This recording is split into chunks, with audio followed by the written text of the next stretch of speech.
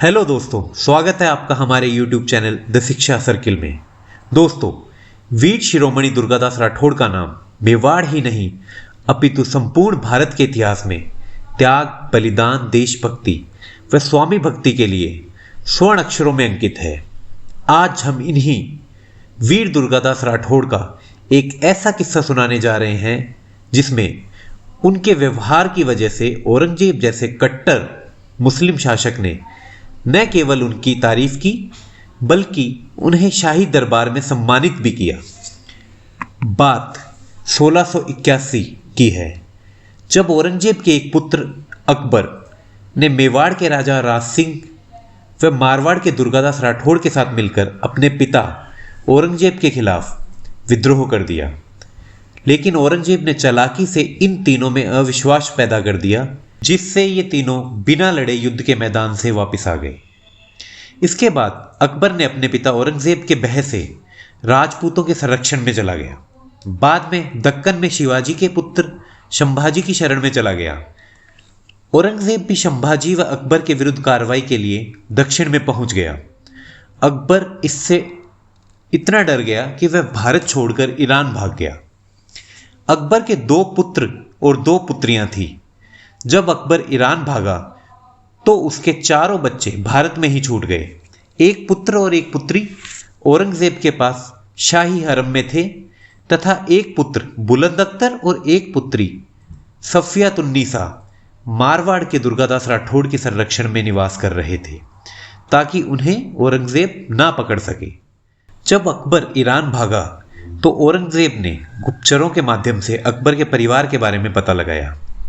तब गुप्तचरों ने सूचना दी कि अकबर की एक बेगम और एक पुत्र व पुत्री मारवाड़ के दुर्गादास राठौड़ के संरक्षण में रह रहे हैं। इसके बाद औरंगजेब ने जोधपुर के सूबेदार शुजात खान को आदेश दिया कि वह कुछ भी करके अकबर के परिवार को औरंगजेब के सामने उपस्थित करे। आदेश की पालना में शुजात खान मारवाड़ में जगह जगह छापेमारी करने लगा, लेकिन उसे असफलता ही हाथ लगी। बाद में औरंगजेब की अनुमति लेकर उसने दुर्गादास राठौड़ से सुलह का प्रयास शुरू किया। शुजात खान ने ईश्वरदास नागर के माध्यम से अकबर के परिवार को वापस लाने के लिए दुर्गादास के साथ पत्र व्यवहार किया। दुर्गादास ने परिवार को वापस भेजने के लिए कुछ शर्तें रखी, जिनमें प्रमुख शर्तें थीं अजीत सिंह को मारवाड़ का राजा स्वीकार करना और अकबर के परिवार को पूर्ण सुरक्षा व उन्हें परेशान न करने का वचन देना। यह बात जब औरंगजेब के पास पहुंची तो औरंगजेब ने अजीत सिंह को राजा मानने के अलावा सभी शर्तें स्वीकार कर ली। लेकिन कुछ समय बाद दुर्गादास व अजीत सिंह को औरंगजेब ने कुछ परगनों की जागीर दी, जिसे दुर्गादास ने स्वीकार कर लिया। सन 1685 में दुर्गादास ने अकबर की बेगम को औरंगजेब के पास भिजवा दिया। बाद में दुर्गादास को यह मालूम होने पर कि औरंगजेब ने बेगम के साथ बहुत अच्छा व्यवहार किया है, कुछ समय बाद उसने शहजादी सफियतुन्निसा व शहजादे बुलंद अख्तर को भी बादशाह औरंगजेब के पास भिजवा दिया। जब सफियतुन्निसा को बादशाह के सामने लाया गया तो औरंगजेब ने कहा कि तुम्हारा बचपन और किशोरावस्था विधर्मियों के साथ बीता है, तुम्हारी इस्लामिक शिक्षा दीक्षा भी नहीं हुई, इसलिए कल से तुम्हें हाफिज जी इस्लाम और कुरान की तालीम देने आएंगे। इस पर शहजादी ने कहा कि उसने इस्लाम की शिक्षा ली है। इसके बाद औरंगजेब ने शहजादी के हाथों में कुरान रख दी और उसे पढ़ने के लिए कहा। शहजादी ने पूरे इस्लामिक विधि विधान के साथ कुरान पढ़ी। इस घटना के बाद औरंगजेब आश्चर्यचकित रह गया। अभी तक कट्टर औरंगजेब यह समझ रहा था कि शहजादी राजपूतों के मध्य रही है तो उसे इस्लाम का ज्ञान नहीं होगा। औरंगजेब ने सफियतुन्निसा से पूछा कि तुमने इस्लामिक शिक्षा कहाँ से ली, तो शहजादी ने बताया कि मेरी मजहबी शिक्षा के लिए बाबूसाह ने एक मौलवी साहब को नियुक्त कर रखा था, जो प्रतिदिन मुझे धार्मिक व कुरान की तालीम देते थे। फिर औरंगजेब ने कहा, तुम बाबूसाह को जानती हो, कैसे दिखते हैं वो?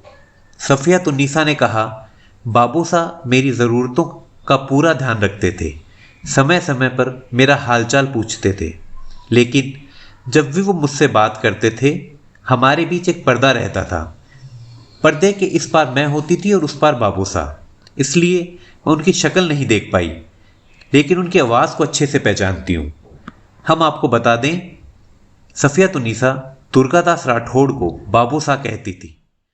यह सुनने के बाद कट्टर बादशाह औरंगजेब के मन में अपने दुश्मन व विधर्मी दुर्गादास राठौड़ के प्रति सम्मान बढ़ गया।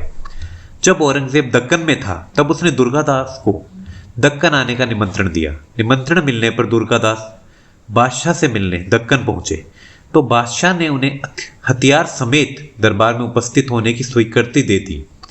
वह अपने मंत्रियों को दुर्गादास की आवभगत करने के लिए भेजा। इस दौरान दुर्गादास राठौड़ 1 सप्ताह तक वहां रहे। बाद में औरंगजेब ने दुर्गादास को 3000 का मनसब प्रदान किया। ध्यान रहे, मुगल काल में मनसब किसी आदमी की प्रतिष्ठा और सम्मान का प्रतीक था। वीर दुर्गादास स्वामी भक्ति, साहस, पराक्रम और त्याग की जीती जागती मूर्ति थे। हम इनकी और भी कहानियां आपको आने वाले वीडियोस में बताएंगे।